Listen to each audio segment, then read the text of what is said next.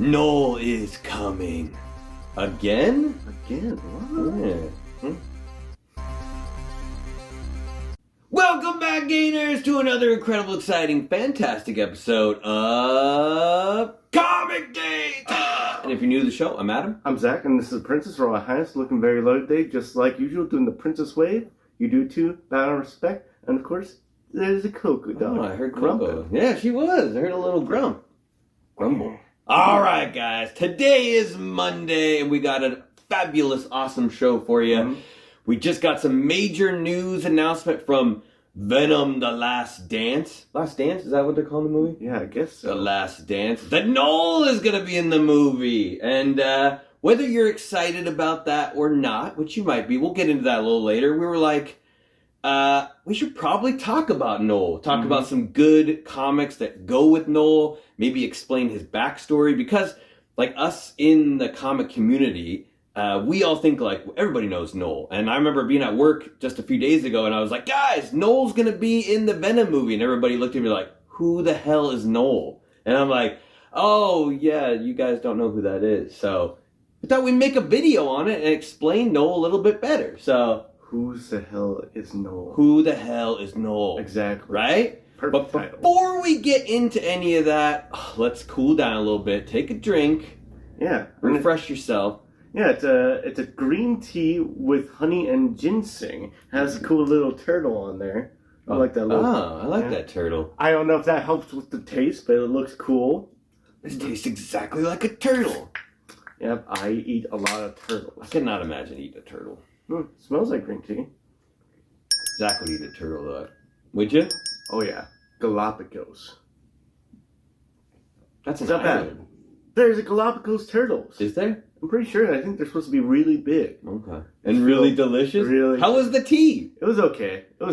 It's like, So. I could have brewed it better. You know what's better? Hanging out with us on Whatnot. And this weekend is an extra special Whatnot appearance. Princess will be on early at 4 p.m. Pacific Standard Time to what? Celebrate Zach's birthday. Yeah, and there'll be extra special chances to buy the birthday boy shots, and it should be fun and exciting, and tons of gains to be had. 30-second auctions, dollar starts. It's gonna be crazy. You want to make sure you come and hang out with us. All right, let's get back to what we came here for. So, who is Knull? Knull is he's a complicated character and a very exciting one. He's someone that Donny Cates created, the amazing Donny Cates, back in 2018. And there's a bunch of really cool stuff that goes around Knull because Donny is such a huge fan of comics and obviously read a lot of comics leading up to it. He was able to weave Knull into already existing stories that had came before him, which I think a lot of people appreciate that. I mean, it's fun that he creates a new huge baddie, which some might consider the ultimate villain in all of the Marvel universe. He may be the strongest of all the villains, and which is cool. But also that he was like weaved into these other characters, other stories that came before Donny. So Knull is what is known as a primordial deity, and he was created at the end of the 6th iteration of like the Marvel universe. And if that's confusing, it's because it kind of is, but the Marvel universe goes in these cycles of iterations where there's like the universe and everything's going, and then everything collapses and gets destroyed. And that's kind of explained more with like Galactus, where Galactus was a character from the 6th iteration as well. And when the world was destroyed, Galactus popped out and they're like, you're the world eater. You're going to like do this job until the 7th iteration, which is where we live right now, will complete. Well, Knull kind of came out the same thing. He is from the 6th iteration as well. And when the world was destroyed, he was like the universe, not the world, but the universe. He was the only one there in the darkness. And he's like all by himself and he's kind of like all powerful. Well, the Celestials showed up and they were like, we're going to start creating things, building things with light. And they're like, all the areas that we're not building, we want you, Knull, to be the king in black. You can be in charge of all the dark areas. And he's like, that sounds cool. Like, I'll do that. And he's pretty powerful, but he realized as things were getting built that no one was paying attention to him, and he's kind of the king of nothing. also at the same time because it's just the darkness and nothing's there but him. So he gets angry and he builds himself the Necro Sword, so the all black, which is like this sword that he creates. And he's like, all right, I'm going to go and attack the Celestials because they pissed me off. They lied to me and my real job wasn't what it was going to be. So he goes there, he cuts off one of the Celestials' heads. The rest of them get all angry and they cast him out. And they're like, you and that head of the Celestial, go beat it. Go live somewhere else. So he goes and lives inside the Celestial head, which in the comics becomes the Nowhere. So, like the Guardians of the Galaxy base that we get to see in the movie, that's like the same head that they like cut off and he lives inside. And that's where he ends up creating the first symbiote kind of with the Necro Sword. The Necro Sword then like becomes the first symbiote.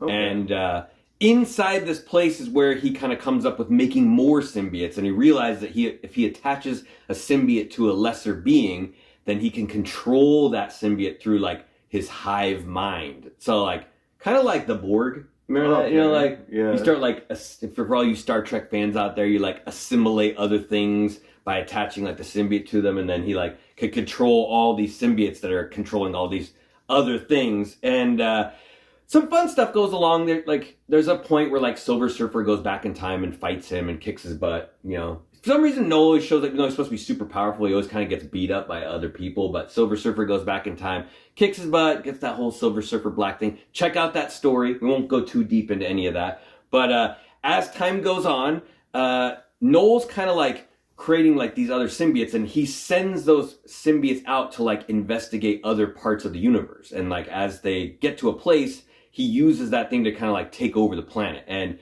in some fashions, they kind of look like dragons, the more powerful ones. So in the ancient medieval times of our planet Earth, he sends one of those in the shape of a dragon to our planet to wreak havoc. And it shows up there, and the Viking people that lived there at the time were like, oh, this is like some scary monster. We're going to name it the Grendel, which was really cool because, like the story of Beowulf, and then like the evil villain in the story is Beowulf, or is Grendel. So he kind of like twisted that together. Where like this is where the Grendel actually came from this symbiote story. Well, who do the Vikings worship as well? The gods. And which major god is for the Vikings? The Odin. The Norse gods. Another one. Thor. Thor. Exactly. So who comes to help them? A young Thor. I don't know why he would be younger at this time, because he's like thousands of years old, isn't he, or something like that. So Thor shows up and he uses his power of the lightning to fight the Grendel, the dragon symbiote, and by doing that, the lightning blasts it and hurts it so much that Knull's connection over the Grendel severs. And at this point, it shocks him all the way back to his home planet, where he loses control over all the symbiotes simultaneously because of this battle with Thor. And the symbiotes, this part's cool because they explain like the symbiotes kind of don't like Knull. At the same time, they're like controlled by him, but they don't want to be controlled by him. So they're like, all right, let's just capture our big bad daddy on this planet. Now that he's not in control of us, and he's on the planet of Clintar, we're going to capture him in there like a prison. So that's why they had that planet where all the symbiotes are like circulating around it, and they're holding him prisoner in there. And that's kind of where Knull has been for like this whole time. Why we've never seen him anywhere in the Marvel universe up into this is because of this connection that they lost with Thor breaking it. So it's kind of cool. I like that part that they like bring it back. So that's kind of like where things end off with like the history of Knull and why he's stuck on this planet. And to get into that, Donny Cates creates this amazing comic called Venom. Obviously, we got the first issue right here to show you. And this may be a controversial statement, but a lot of comic scholars don't think there's very many good Venom stories out there. Like, before this, I mean, you have your, like, Lethal Protectors and your Separation Anxiety and their Venom the Hunger. And a lot of people... Some people don't agree that those are like the best written stories ever, or like they're kind of fun because Venom looks really cool. He's more of like a better action figure than he's actually a story, and a lot of people liked him better as a villain and not as a hero or as an anti-hero, and they're just kind of like cashing in on how cool he is. Yeah. I don't know. I'm kind of in like both parks. You know, that's the time frame when I started reading comics. So I like Venom for different reasons. But I can agree with that for people that read Spider-Man before the Venom era, and they may not think that his stories have been that good. Well, Donny Cates comes along and makes probably the best Venom story ever written. This is great writing. If you guys have never read it, pick it up.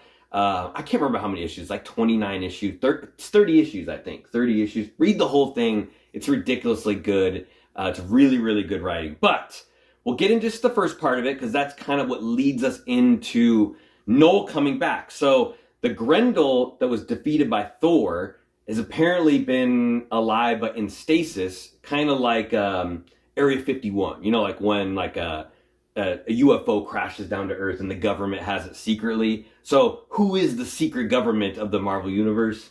Shield? Shield! Yeah, you got it, Zach. Good job. I know something. So Shield had this Grendel symbiote hidden in stasis for the last umpteen years, as long as Shield's been around. I don't know who had it before that, but they've got it and they're holding on to it and they're like, what are we going to do with this? Let's make some symbiote soldiers because that seems like the best option to do. We'll take little pieces off, we'll attach them to some soldiers, and we'll send them into Vietnam because we're trying to win the Vietnam War. Didn't work out super well. Most of all the soldiers, like the symbiote ends up like kind of killing them or they get captured, and it sort of doesn't work out too well for them. But one of them happens to survive, and it's the symbiote who takes on the name Rex, or that's the guy that's like inside him. And the story starts out that way, where Rex gets in contact with Eddie, Venom, and he tells him like, hey, we need to save the rest of my buddies who also have symbiotes on them that we were in the war together. And he like pulls on his heartstrings a little bit and gets Eddie to like join him on this mission. And you're kind of unsure whether or not like Rex is like a good guy or a bad guy. And they break into this facility and there's the dragon. And when they release it, they realize that like none of his like friends were really there. And this awakens Knull. So it's kind of like a big plan. Once the dragon symbiote comes back into awareness, then like Knull reconnects with it and then like wakes back up. And that's where like the whole like first appearance of Knull is when it's basically just Eddie and Miles shows up in the story, which is really cool.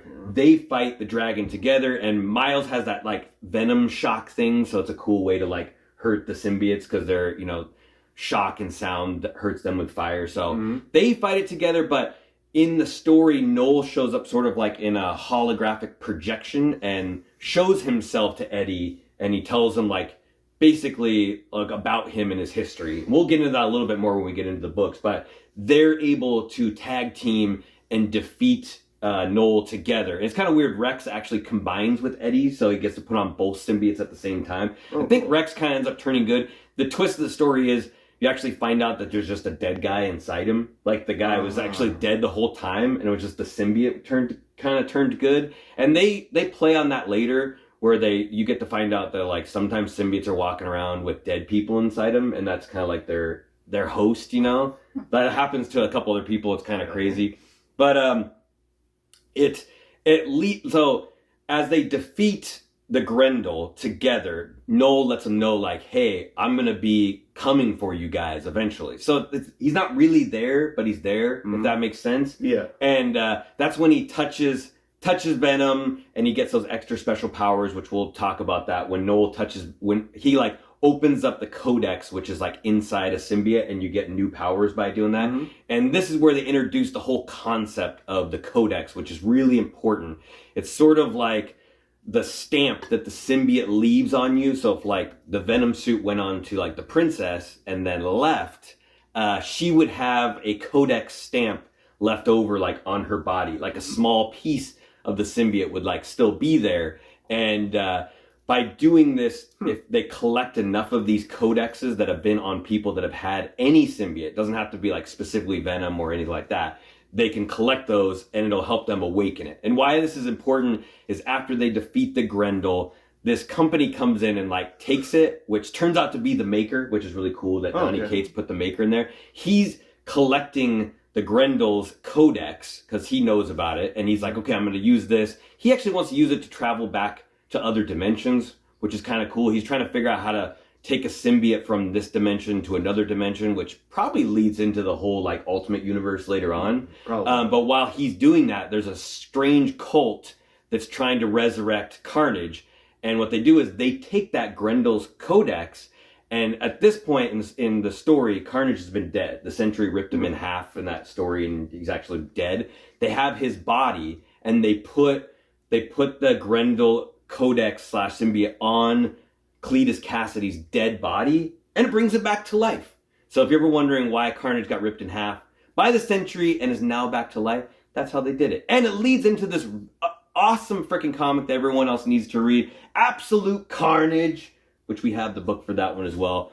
Very, very cool. Donny Cates, Ryan Stegman, that's basically just an add-on to Venom. You have to read that. But the purpose of this is because he's connected to the Grendel and Knull. Knull lets Carnage know that if he collects umpteen amounts of codexes, that Knull can come back. Okay. And so like that's the whole purpose, is that they become like buddies. And that's why Carnage has that like symbol on his forehead. So he's like connected to Knull. And so Carnage is going around like absorbing other symbiotes into him. And if he gets like so many, then he can like release Knull, which is kind of like where the whole book goes into. So it's pretty cool, right? Yeah. So cool. I won't spoil the end. There's a bunch of cool stuff that leads into like Dylan, who's the son of Eddie, and how they defeat Knull. You guys should all read that so you know how Knull is defeated. But that's kind of the history of Knull and how he like came into the Marvel Comics. I could talk about this for hours, but Zach will get mad at me if I do.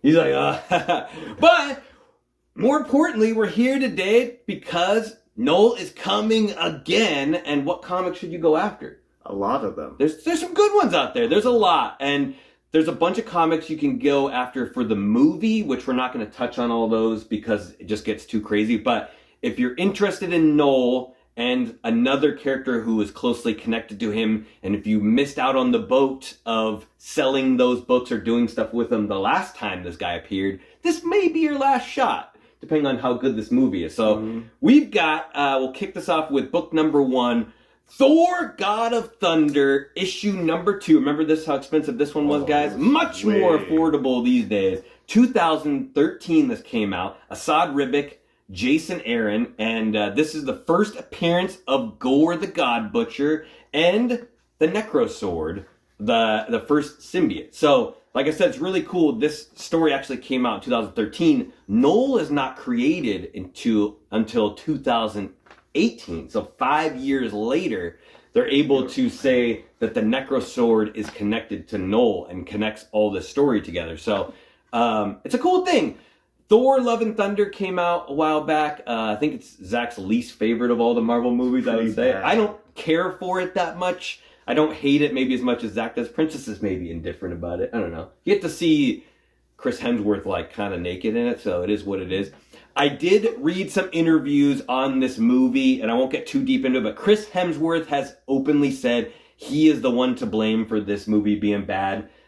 He said Taika Waititi should not really be blamed for it, and he explains when they made Thor Ragnarok together, they goofed off a lot and would do like improv scenes for the movie, but there was always like Kevin Feige and team behind them, and they'd be like, that's good, that's not good, you can't do that, that's too goofy, that's too stupid, and they would like pick and choose the funny things that they wanted in Thor Ragnarok, and that's why the movie kind of turned out really well. They had a lot of oversight that was like keeping track, because Chris Hemsworth is trying to be more of a comedian type actor as of lately, which I think he does a good job. But he said when they made Thor Love and Thunder, he went like all out and just like goofed off on every scene and was like doing all this like stupid stuff, and nobody told him no. Like every single thing he did is like, I thought this would be funny, so they would do it. And then, like, it would just get into the movie. And they were like, hey, the last movie you guys made was good. Like, there's going to be zero oversight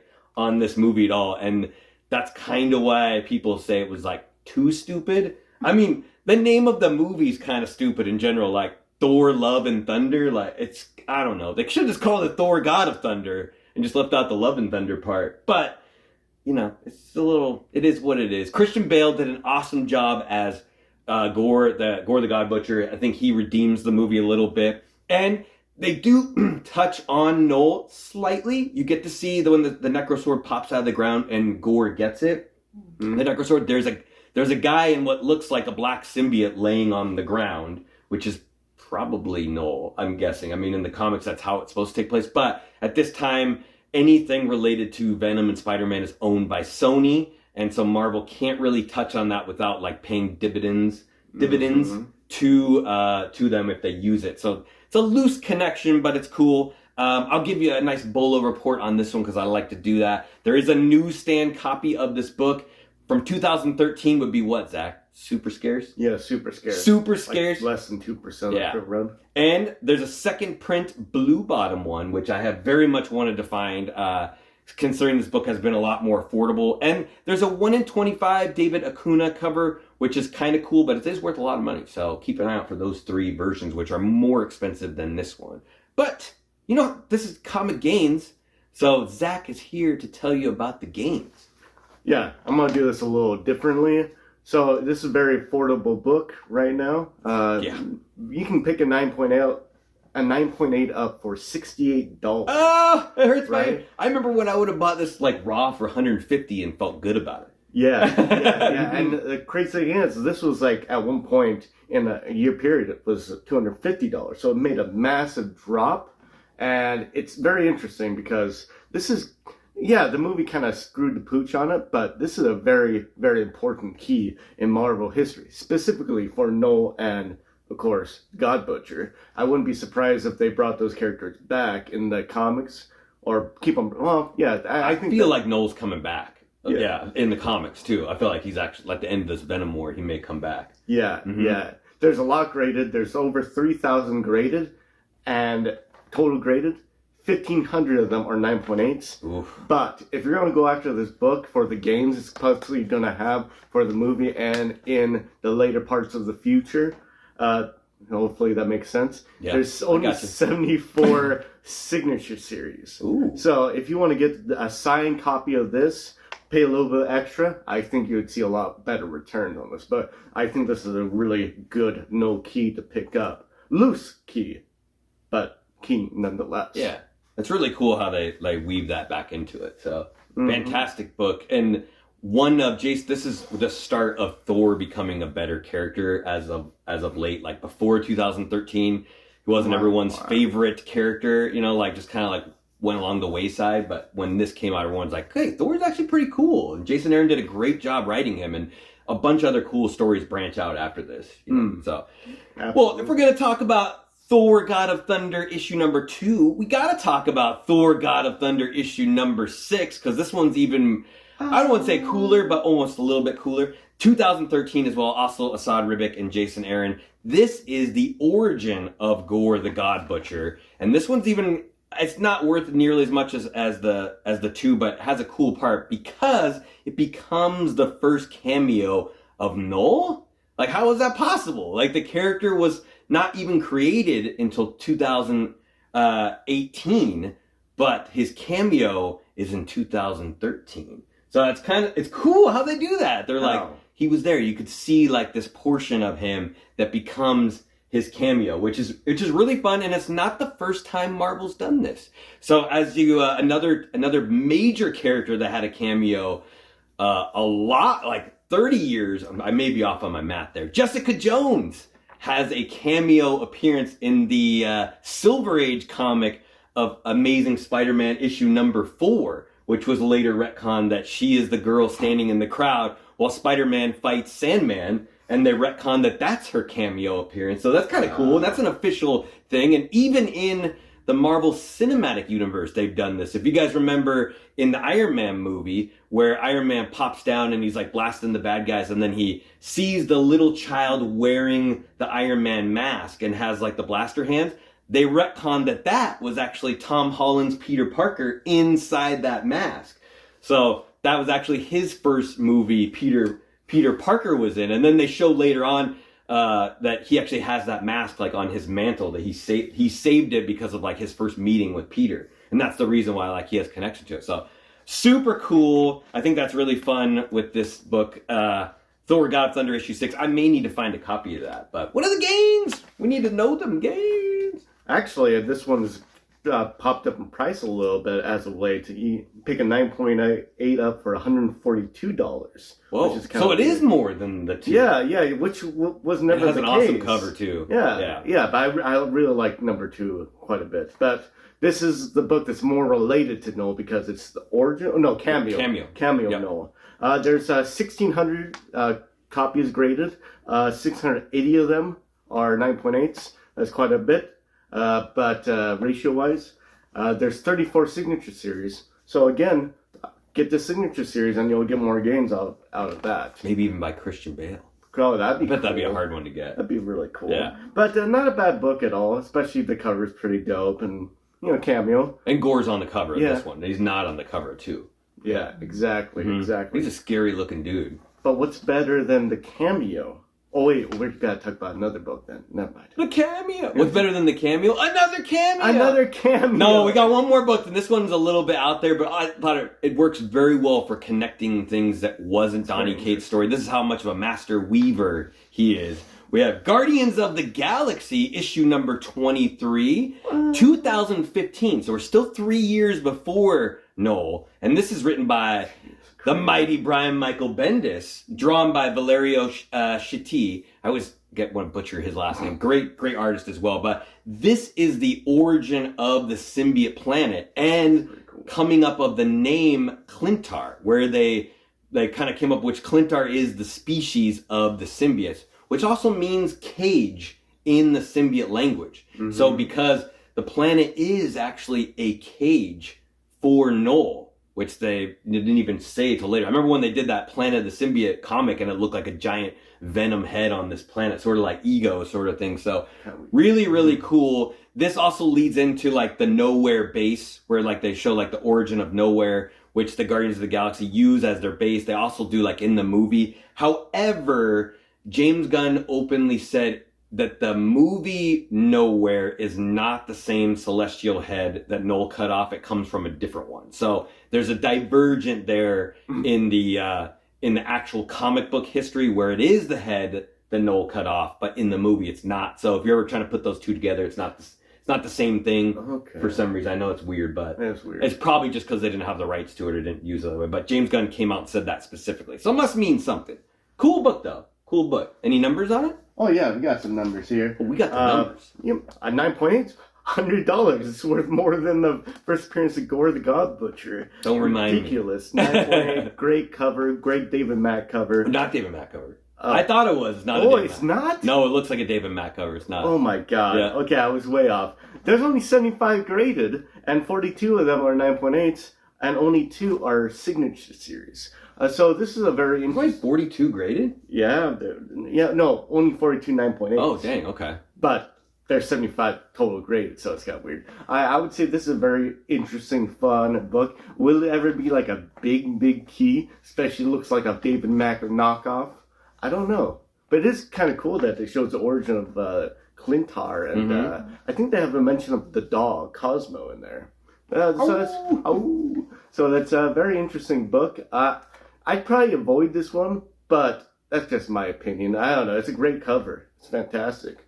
But is it really the key that you want or the key that you need? Yeah. So this may be one of the better ones to sell right now. If you have it, this is the time to like make any money off of it. That would be the case. Unless you're like a huge movie fan and you want to collect all the movies. So getting into the last part of the list, we've got Venom. We've already touched on Donny Cates a little bit, but we need to talk about 3 more books in the series. We're going to start out with issue number 3, the famous issue number 3, 2018. This is Donny Cates, Ryan Stegman. This was an amazing team up together. This is the first full appearance of Knull, and this is where they also came up with the spiral emblem that they put on the foreheads and stuff like that. So that's his first full appearance, and that's the dragon.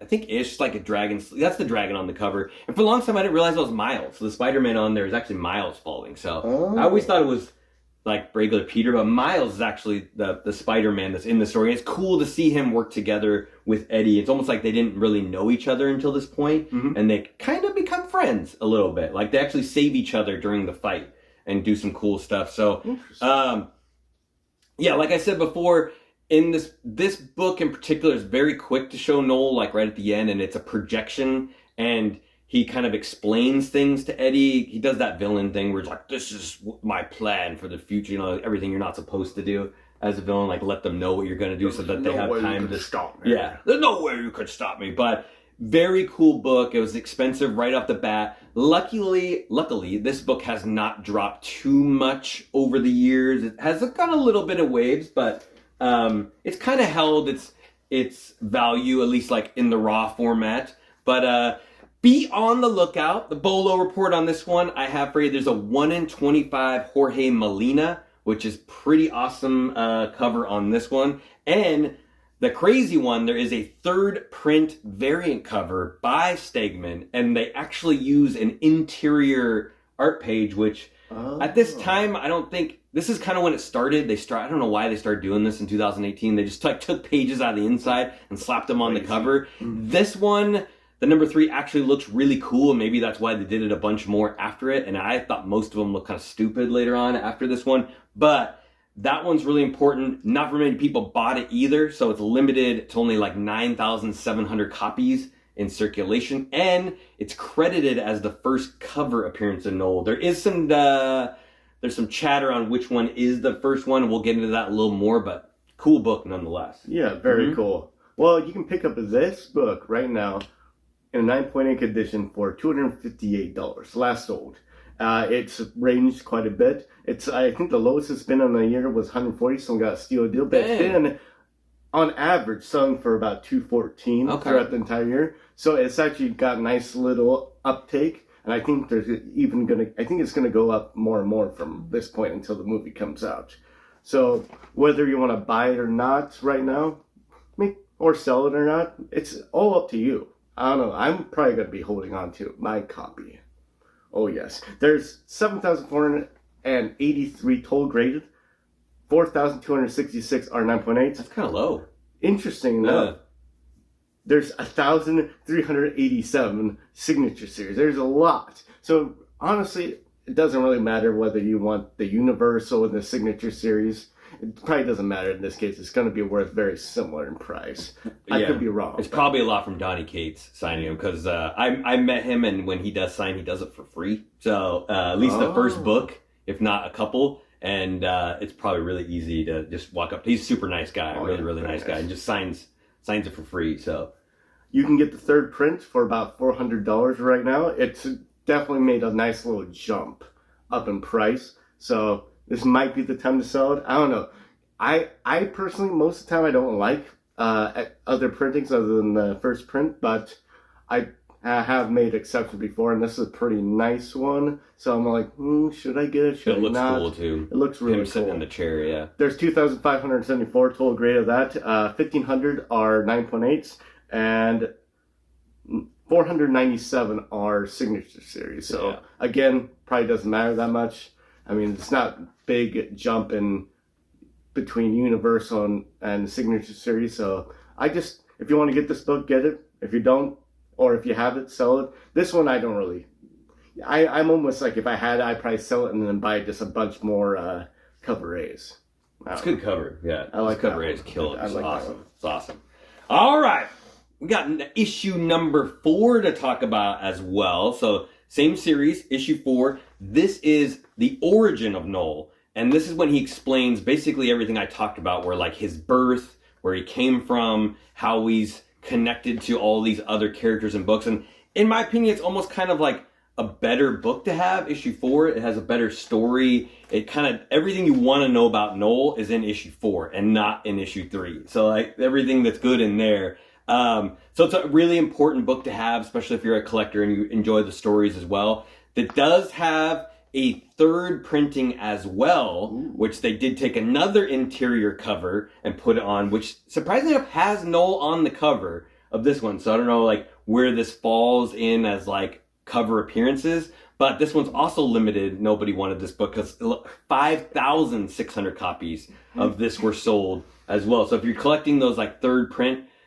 interior covers, this would be the next one to get on the list. But number 4, cool book. Yeah. I think this is probably a little bit undervalued in price. Honestly, the origin. Like, you think about number 3, shows one panel of him at the end. It's not much, yeah. Yeah. So that you could a little bit of a letdown when you're like, oh, Knull's gonna be in this book, and then it's like, hey, I'm Knull. And you're like, well, check me out next issue. Exactly. Yeah. I think actually for the price of number 4, which is $85 for 9.8, it's made a little bit of a jump. I think this book has a little bit of legs right now. I mean, $85 for issue number 4, and there's only 869 total graded. 352 of them are 9.8. There's that many graded that book. Yeah, 160. Damn, that's a lot. Still, compared to the 7,000. True. Plus. Just saying, like in comparison to other books, seems like a lot.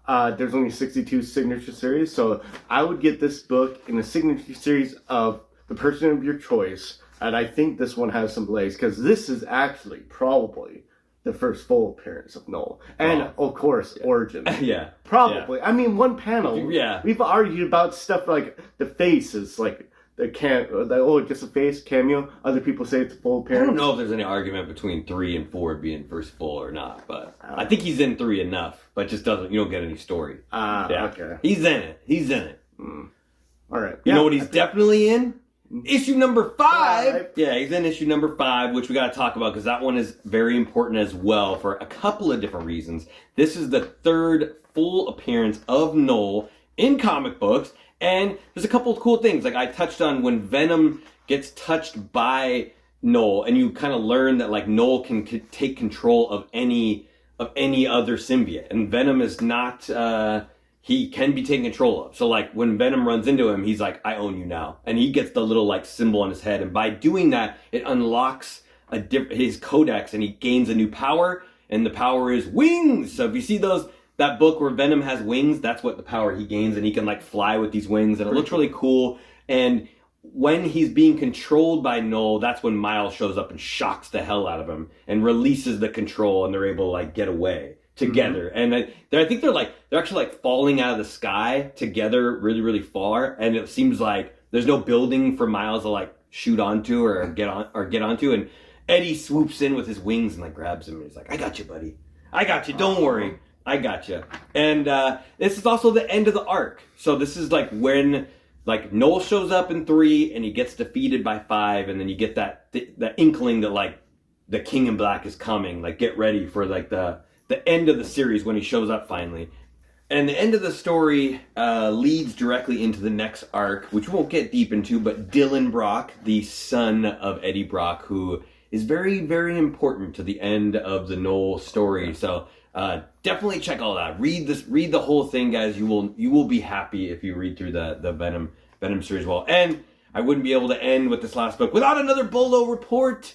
We should get a little song that goes with it. No, I'm just kidding. But there's this company called Frankie's Comics, if you guys remember, and they made a variant cover of issue number 5 by the artist Scon, and it's very similar. It looks very similar to the 3rd print of issue number 3, where they drew Knull sitting on the throne. And there was some, like, I don't know, called controversy, but the dates that these 2 books came out were kind of muddied, where a lot of people said that the Frankie's Comics is the first cover appearance of Knull on a comic on issue 5, because the other one is a 3rd printing that came out much, much later.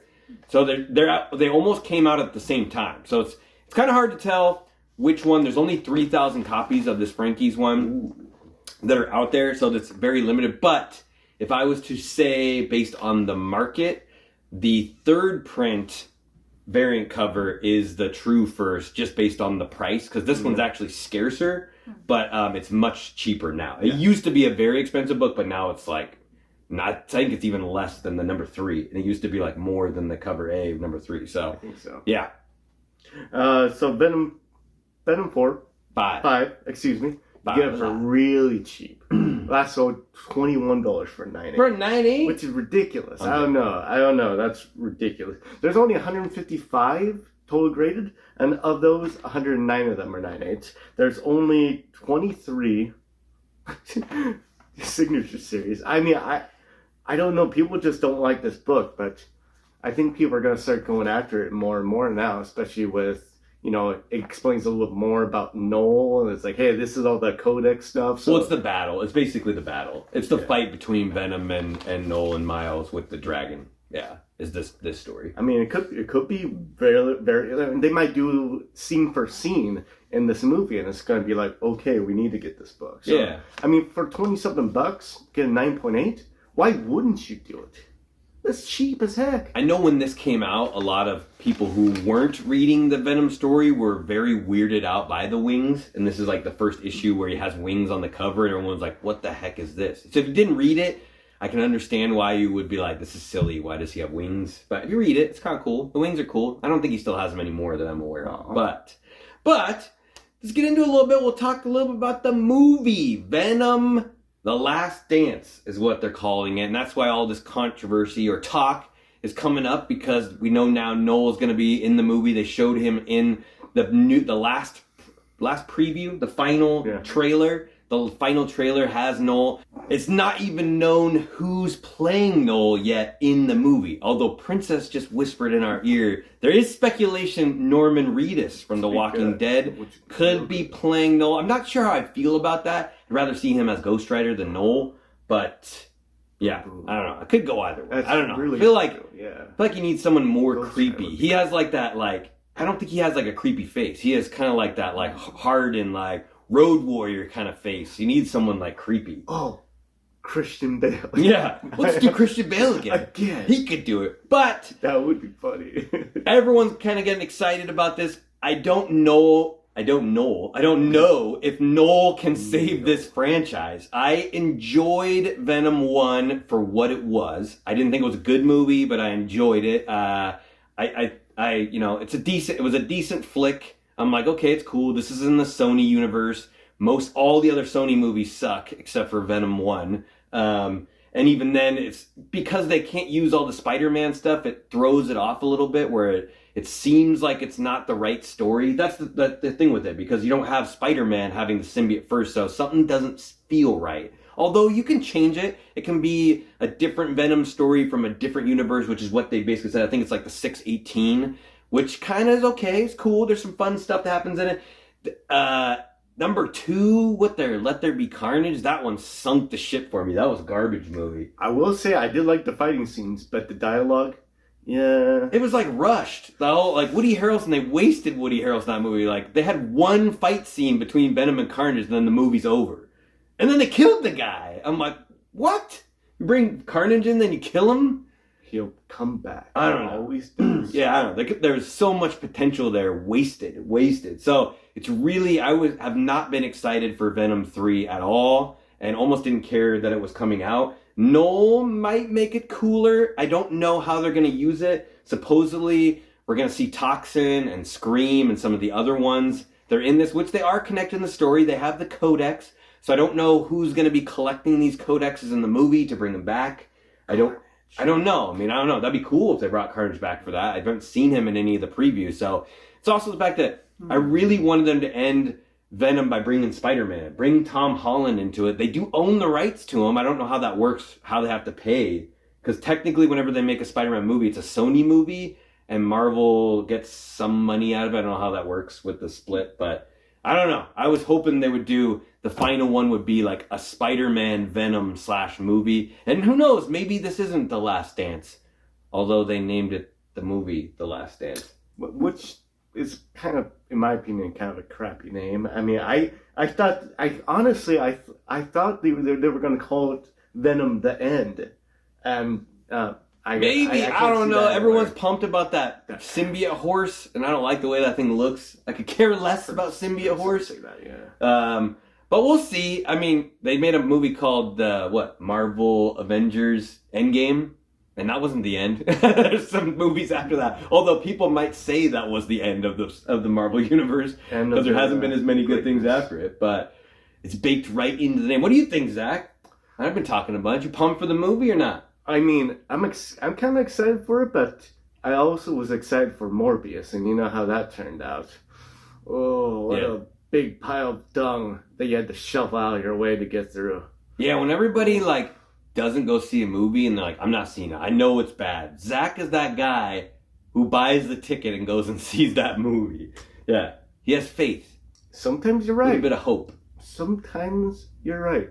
But most of the time, you're wrong. Yeah. Sony has let us down so many times. Yeah. We'll see. I do give them applause for choosing Knull. I think this is their best option, is to bring Knull in. I think it's cool that it's a character that's so new. You know, we're looking at like 6 years old. Character that's only 6 years old. But from the best Venom storyline possibly ever. So why not end your Venom story with the best storyline ever? Who knows? Could be cool. Knull could be cool. Yeah, it could it's be. Maybe what we need. At least better than Gore.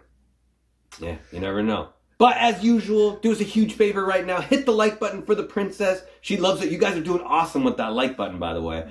Subscribe if you love hearing content like this. We always go random. Sometimes you get comic book pricing. Sometimes you get stories. Sometimes you get unboxings. Sometimes you get hot chips.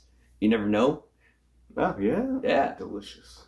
Yeah, and you gotta share it. How you do that is, every movie needs extras. And you could be that extra. But if you are that extra, you have to be extra. Do you want to be an extra in the movie? Yeah, I'm gonna be way over the top, and then I'm gonna be like, just like that guy with the thumbs up guy. I was like, yeah. I was like, we're cutting you out. Mm-hmm. Get out of here. You know, but you ever notice, like, in some movies, you kind of recognize some of the same extras? Yeah, that's a job, like being an extra. Kind of weird. It's kind of weird. Like, they're kind of secretly famous, but not really. I'm the extra. I'm the guy. They call me Zach. The extra. Yeah, extra. And that's how you get those extra gains. Oh, I like it. All right, guys, until we see you next time, remember, stay safe and Get those gains. get 'em.